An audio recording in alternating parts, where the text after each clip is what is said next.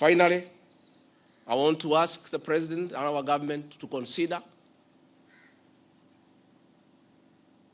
a plan on how to help those families that lost their livelihoods as a result of lack of proper advice by the National Intelligence Service. All these things happened because of government failure. It should never happen.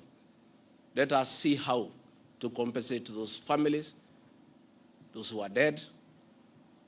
We help those who are in hospital with bills, and we help to bury them. Again, I want to ask Kenyans not to punish members of parliament for the stand that they took. A government is formed by a political party. Once a government has a program in parliament and decides it is good for the people, members of parliament from that party must toe the line. I don't want you to punish our members of parliament. They just did what is right in terms of our political formation. Allow them to be. Allow them to support their government, because that's why they were elected as members of the government party. Let us not harass them. Let us not abuse them. Let us not attack their properties. They were just doing what the government wanted. And now that the government has decided to do the right thing, I think we should close that chapter.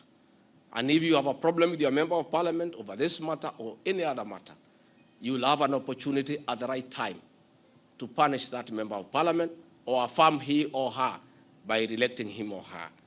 And if we do that, it will be good for this country. Finally, I also want to ask the President to consider the issues of the demolitions of houses along Nairobi River. Houses that had approved building plans, built on land with title deed, were demolished, and only a compensation of 10,000 was given, which is unacceptable and unfair. Let us consider any landowner who had a genuine title, who had constructed a house that had been approved by the city authorities for compensation, because it's good to be fair. I really want to thank you and ask the people of Kenya to keep peace and to love one another. Now that this matter of Finance Bill 2024 has been settled, let us all go back to work. Let us be peaceful. Let us not be violent. Let us not talk at each other. Let's try to love one another. We have a beautiful country. We have no other country to run to. Let us not burn our country because of disagreements on issues. And I know as long as we keep on talking to each other, this country is going to places. As Deputy President and Principal Assistant to President William Ruto, again, I want to affirm to the people of Kenya that I will continue helping the President to discharge his duties in the management of the affairs of this country.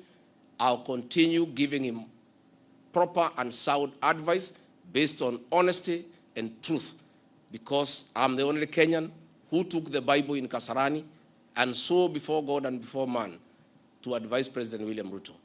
Many people have been very unhappy with me for saying things that are truthful, to a point of trying to isolate me because they didn't want me to say the truth.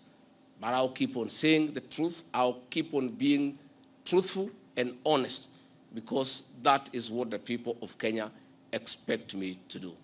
Thank you very much, and good evening. Asanteni sana. Tumeshukuru sana. Thank you.